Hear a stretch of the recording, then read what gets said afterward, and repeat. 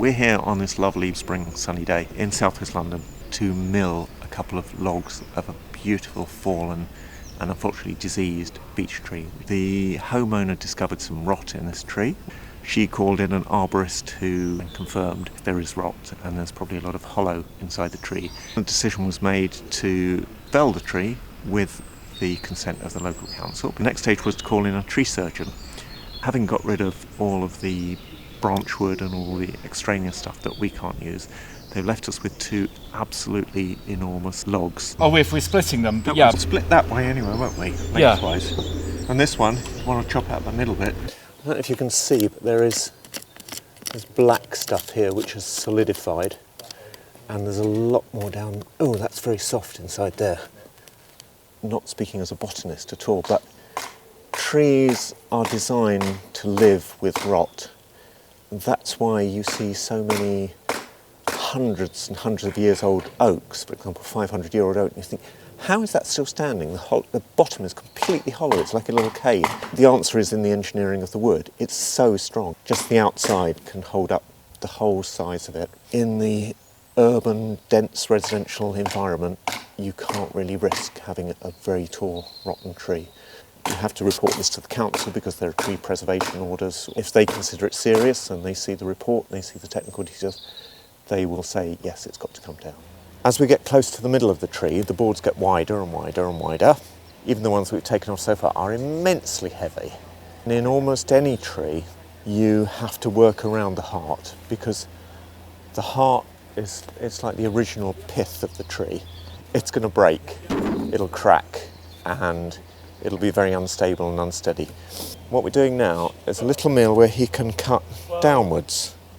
So he can make a vertical cut. That's where the original spindly little sapling was, and everything is built out from that. So that's going to be the cut just to the left. So that's the heart. We want to get rid of the heart. You can see rot in the heart already, that black stuff, and a bit of a hollow there. We'll cut right through there and have nice clean boards either side of it.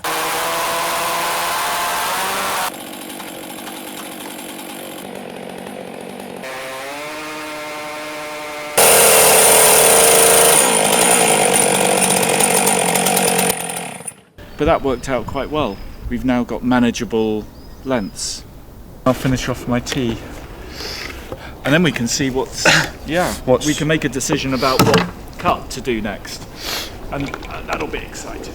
This is the lid, as it were, to the stump, the rotten stump. What you can see here is lovely brown sound timber, and then this spongy, nasty, black, oozy stuff, and this fibrous, spongy stuff down here, which is of no use whatsoever. As the timber gradually turns into that, the whole tree becomes a bit dangerous.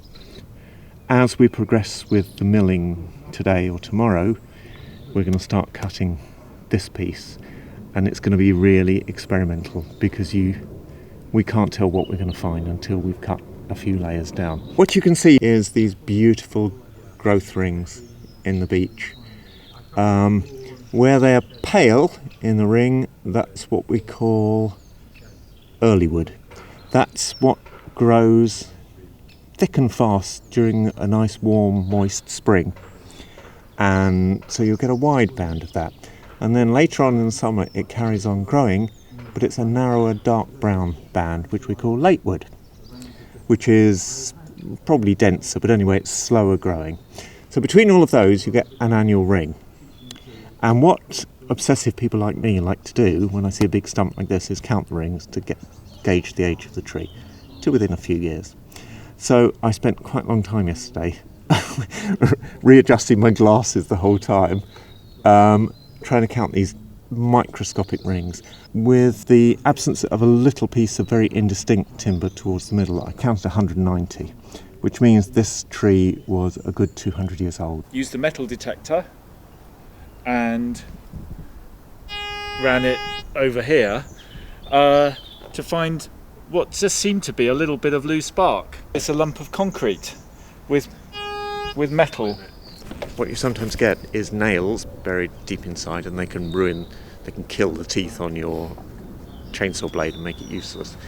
What you also get a lot of in London is shrapnel from the Second World War. Sometimes that's bits of bombs that have exploded, but more often it's from anti-aircraft shells that explode in the air, and they're sharp and they're jagged, and they get themselves embedded in trees. It's very common, especially in bits of South London where there was a lot of bombing. Perhaps tap nails into for the concrete to grab. So it could be that was an oozing saw originally, and somebody has just tried to patch it, bung it up.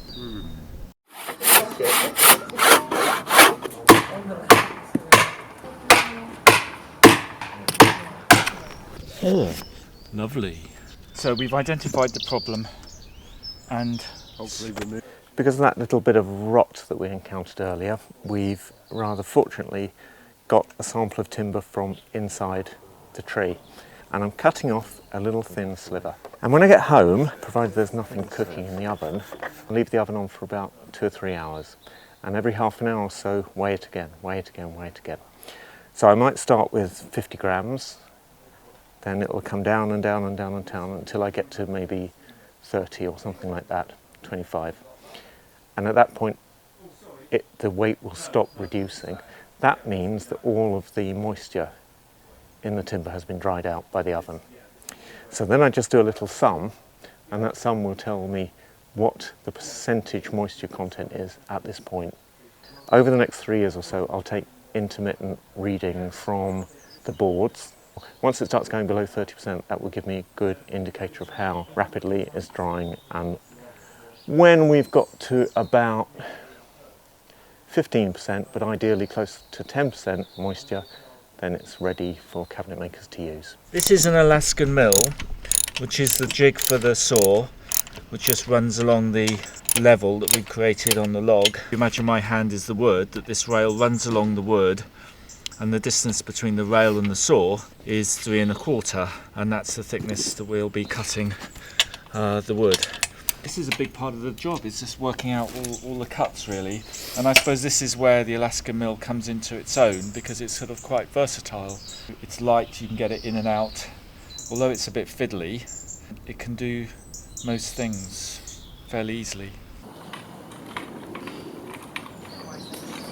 Getting it on. We're going to have to wedge from both sides. Yeah, aren't we? good point, yeah. Well, What will happen with any wood is that if it dries too quickly, and if it's not really protected from the weather and the sunlight, you see it in boards that begin to crack at the ends, and if you leave it, those cracks will extend all the way up the tree, and you'll have lost your valuable timber. With most woods, I would have left that for a couple of weeks until we'd stacked them properly and scientifically, and then they were in the right place, then I would just go along with the paintbrush.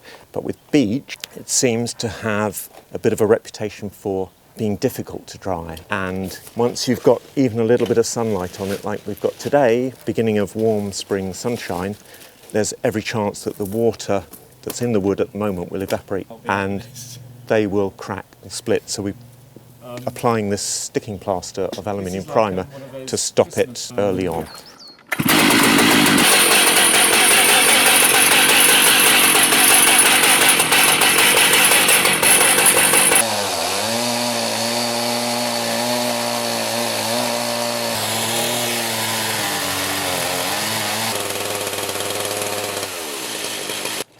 perfect. Thank you. If you just take one side, Jeff. Would you say that's I don't know if it is, yeah. but it looks like... No, we were debating that yesterday. Very What to sort call it. Yeah. We'll hopefully get to some black flecky spalting soon. That's what we're after, spalted beech. It's used for kind of bookcases and little door panels and so on. It's a decorative feature. I'm not sure that structurally it would be used. Yeah, I think it is a bit softer than... Yeah.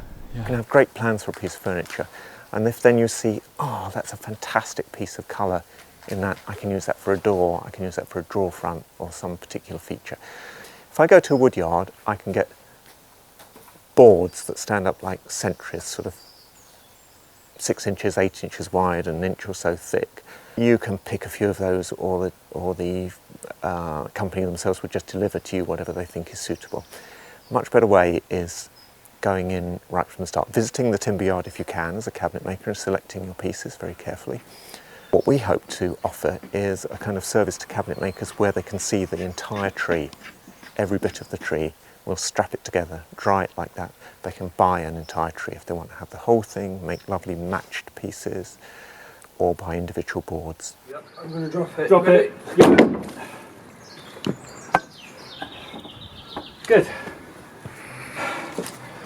Very good. Almost some flecks of green in there. That's always what I want to make out of it when I see nice wide pieces like that. Yeah. So by the end of today, we hope to have finished milling the first log. That's the one where we aim to recover as much beautiful timber for furniture makers and guitar makers, instrument makers, anybody who needs some fine timber. Some pieces that are around 50 millimeters or 2 inches thick, which would make beautiful dining table tops, for example, with all that lovely figure and grain and colour and pattern in the middle of it. We'll also have some posts, which will be square section posts, which will make posts for a bed or legs for a big dining table. And the second log with the rot in it, at the very least, we will get some wood that the homeowners can use green. From that, we're going to make garden furniture. As well as the stump that they're retaining to plant some ivy in, we hope to leave some mementos for the family of this enormous and beautiful tree, hoping to make something out of that will last for hundreds of years.